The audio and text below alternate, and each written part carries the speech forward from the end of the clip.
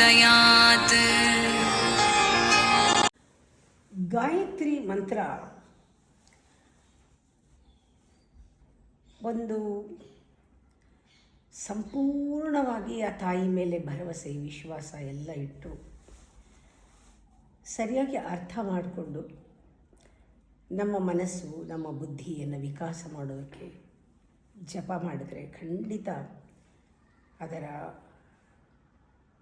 ಪ್ರಭಾವ ಆಗಿಂದಾಗೆ ಗೊತ್ತಾಗುತ್ತೆ.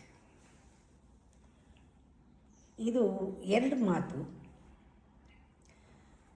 Nursery class ಅಂತಾರಲ್ಲ, ಆ ನರ್ಸರಿ ಕ್ಲಾಸ್ ಬಹಳ ಮುಖ್ಯ. ಆವಾಗವಾಗ ಹೋಗಬೇಕು ನರ್ಸರಿ ಕ್ಲಾಸ್ಗೆ. ಸಸಿ ಮನೆ ಅಂತಾರೆ ಅದಕ್ಕೆ.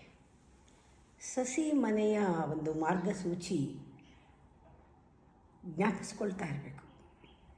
ನಾನು ನರ್ಸರಿನಲ್ಲಿ ಹೇಗಿದ್ದೆ, ಏನು ಕಲ್ತ್ಕೊಂಡೆ, ಹೇಗೆ ಕಲ್ತ್ಕೊಂಡೆ.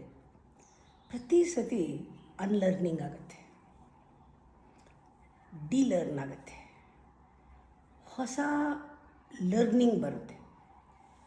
ಎಷ್ಟೇ ಗಾಯತ್ರಿ ಮಂತ್ರ ಜಪ ಮಾಡಿದವರು, ಹೋಮ ಮಾಡಿದವರು, ಎಷ್ಟು ಅದ್ರ ಬಗ್ಗೆ ಪುಸ್ತಕ ಬರೆದವರು ಎಲ್ಲರೂ ಕೂಡ ನರ್ಸರಿಗೆ ಹೋಗಲೇಬೇಕು ಪ್ರತಿ ಸತಿ ಗಾಯತ್ರಿ ಹೇಳುವಾಗ. ಆ ಸಸಿ ಮನೆಯಲ್ಲಿ ನಮಗೆ ಗೊತ್ತಾಗೋದೇನು, ನೆನಪಾಗೋದೇನು, ನಮ್ಮ ದೇಹ ಯಾವುದರಿಂದಾಗಿದೆ ಅಂತ. ಈ ಕಾನ್ಸ್ಟಿಟ್ಯೂಷನ್ ತಕ್ಷಣ ನಮಗೆ ಜ್ಞಾಪಕ ಬರುತ್ತೆ.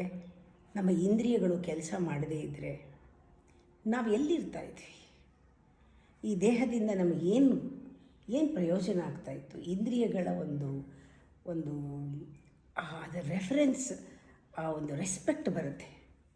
ಪರಮಾತ್ಮ ಕೊಟ್ಟಂತಹ ಶಬ್ದ, ಸ್ಪರ್ಶ, ರೂಪ, ರಸ, ಗಂಧಗಳು ನಮಗೆ ಈ ಪ್ರಪಂಚನ ಪರ್ಸೀವ್ ಮಾಡೋಕ್ಕೆ ಎಷ್ಟು ಸಹಾಯ ಮಾಡ್ತಾಯಿದೆ. ವಾಸನೆ ಅಂತೀವಿ, ಈ ಚೆನ್ನಾಗಿದೆ ಚೆನ್ನಾಗಿಲ್ಲ, ಘಮ್ಮಂತಿದೆ, ಸುಗಂಧ ಅಂತೀವಿ, ಕೆಟ್ಟ ವಾಸನೆ ಅಂತೀವಿ, ಎಲ್ಲನೂ ಅದನ್ನು ನಾವು ಗ್ರಹಿಸ್ತಾ ಇರೋದಕ್ಕೆ ಒಂದು ಥ್ಯಾಂಕ್ಸ್ ಬೇಡವಾ ನಮಗೆ? ಮೂಗಿನಿಂದ ವಾಸನೆ, ಹಾಗೆ ರುಚಿಯಿಂದ ನಾಲಿಗೆ, ಕಣ್ಣಿನಿಂದ ದೃಷ್ಟಿ, ಕಿವಿಯಿಂದ ಶಬ್ದ, ಚರ್ಮದಿಂದ ಸ್ಪರ್ಶ ಎಲ್ಲ ಅನುಭವಿಸ್ತಾ ಇದ್ದೀವಲ್ವ. ಈ ತನ್ಮಾತ್ರೆಗಳನ್ನು, ಶಬ್ದ, ಸ್ಪರ್ಶ, ರೂಪ, ರಸಗಂಧಗಳನ್ನು ಮೂಗು, ನಾಲಿಗೆ, ಕಣ್ಣು, ಕಿವಿ, ಚರ್ಮ ಇವುಗಳಿಂದ ನಾವು ಅನುಭವಿಸ್ತಾ ಇದ್ದೀವಿ. ಆದರೆ ಇದರ ಇಂಟಿಗ್ರೇಷನ್ ಕಡೆ ಗಮನ ಕೊಟ್ಟಿಲ್ಲ. ಗಾಯತ್ರಿ ಮಂತ್ರ ಯಾರು ಜಪ ಮಾಡ್ತಾರೋ ಅವರಿಗೆ ಪಂಚ ಇಂದ್ರಿಯಗಳಲ್ಲಿ ಒಂದು ಸಮನ್ವಯ, ಒಂದು ಸಮಾಗಮ, ಒಂದು ಲಯಬದ್ಧವಾಗಿ ತಾಳಬದ್ಧವಾಗಿ ನಮ್ಮ 5 ಇಂದ್ರಿಯಗಳು ಒಟ್ಟಿಗೆ ಒಂದಕ್ಕೊಂದು ಹೊಂದಿಕೊಂಡು ಕೆಲಸ ಮಾಡಿದಾಗ ನಮಗೆ ಆ 6th ಸೆನ್ಸ್, ಸೂಪರ್ ಸೆನ್ಸ್ ಹೇಗಿರುತ್ತೆ ಅನ್ನೋ ಅನುಭವ ಆಗುತ್ತೆ. ದ ಕಾಮನ್ ಸೆನ್ಸ್ ಯಾವುದು? ನಮ್ಮಲ್ಲಿ ಮೈಂಡ್, ಮನಸ್ಸು. ಈ 5 ಇಂದ್ರಿಯಗಳ ಮೂಲಕ ಗ್ರಹಿಸ್ತಾ ಇದೆಯಲ್ಲ, ಯಾವ ರೀತಿ ಗ್ರಹಿಸಬೇಕು? ಅದು ಯಾವ ರೀತಿ ಗ್ರಹಿಸ್ಬೇಕು 5 ಸೆನ್ಸಸ್ಸು? ನಾನು ಇದಕ್ಕೆ ಯಾವಾಗಲೂ ಒಂದು ಉದಾಹರಣೆ ಕೊಡ್ತೀನಿ. ನಾನು ಕೇಳಿದ ಉದಾಹರಣೆ, ಬಟ್ ಪರ್ಫೆಕ್ಟ್ ಉದಾಹರಣೆ ಇದು. ನಾವು ಒಂದು ಲೋಟ ಕಾಫಿನ 100% ಎಂಜಾಯ್ ಮಾಡಬೇಕಾದ್ರೆ, ಮೈಂಡ್ಫುಲ್ಲಾಗಿ ಎಂಜಾಯ್ ಮಾಡಬೇಕಾದ್ರೆ, ಮೈಂಡ್ಫುಲ್ ಅಂತಾರೆ, ಅಂದರೆ ಫುಲ್ಫಿಲ್ಡಾಗಿ, ಫುಲ್ಫಿಲ್ಮೆಂಟ್ ಕುಡಿದ್ರೆ ಕಾಫಿ ಆ ಥರ ಕುಡಿಬೇಕಾದ್ರೆ, ಪ್ರತಿಯೊಂದು ಕೆಲಸನೂ ಇದು ಉದಾಹರಣೆ ಕೊಡ್ತಾ ಇದ್ದೀನಿ.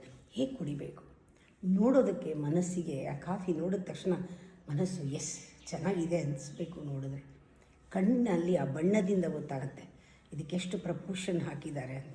ಕಣ್ಣೇ ಡಿಸೈಡ್ ಮಾಡುತ್ತೆ. ಕೈಯಲ್ಲಿ ತೊಗೊಂಡ ತಕ್ಷಣ ತಣ್ಣಗಿದ್ದರೆ ನಮ್ಮ ಪಕ್ಕಕ್ಕೆ ಇಟ್ಬಿಡ್ತೀವಿ. ಹಿತವಾಗಿರಬೇಕು, ಬಿಸಿ ಸ್ಪರ್ಶ. ಕಣ್ಣು ನೋಡ್ತು, ಘಮ್ಮಂತ ವಾಸನೆ ಬಂತು ಮೂಗಿಗೆ, ಸ್ಪರ್ಶ ಹಿತವಾಗಿತ್ತು, ಬಿಸಿಗಿದೆ, ನೋಡೋಕ್ಕೆ ಚೆನ್ನಾಗಿದೆ, ಘಮ್ಮಂತ ವಾಸನೆ ಬರ್ತಾ ಇದೆ. ನಾಲಿಗೆ ಮೇಲೆ ಹಾಕ್ಕೊಂಡ್ರೆ ರುಚಿನೂ ಇದೆ, ಸಕ್ಕರೆ ಎಲ್ಲ ಕರೆಕ್ಟಾಗಿದೆ. ಪಂಚ ಇಂದ್ರಿಯಗಳಲ್ಲಿ 4 ಪಾರ್ಟಿಸಿಪೇಟ್ ಮಾಡಿಬಿಟ್ಟಿದೆ. ಈಗ ಶಬ್ದ ಕೇಳಿದಾಗ, ಕುಡಿದಾಗ ಅಂತ ಶಬ್ದ ಮಾಡಿದಾಗ ನಾವು ಪೂರ್ತಿ ಎಂಜಾಯ್ ಮಾಡಿದ್ದೀವಿ ಅಂತ. ಆ ಲೊಟ್ಟೆ ಹೊಡಿತೀವಲ್ಲ ಶಬ್ದ, ಆ ಶಬ್ದ ಕೂಡ ಆ ಸ್ಪರ್ಶದ ಜೊತೆಗೆ, ಆ ರಸದ ಜೊತೆಗೆ, ಆ ಕಣ್ಣಿನ ದೃಷ್ಟಿ ಎಲ್ಲ ಸೇರಿಕೊಳ್ಳುತ್ತಲ್ಲ, ಅದು ಹಾಗೆ ಮೈಂಡ್ಫುಲ್ಲಾಗಿ ಕಾಫಿ ಕುಡಿಯೋದು, ಮೈಂಡ್ಫುಲ್ಲಾಗಿ ಕೆಲಸ ಮಾಡೋದು. It's an integration. ಗಾಯತ್ರಿ ಮಂತ್ರ ಹೇಳಿದಾಗ 5 ಇಂದ್ರಿಯಗಳು ಒಂದಕ್ಕೊಂದು ಹೊಂದ್ಕೊಂಡು ಸಮನ್ವಯದಲ್ಲಿ ಕೆಲಸ ಮಾಡುತ್ತೆ.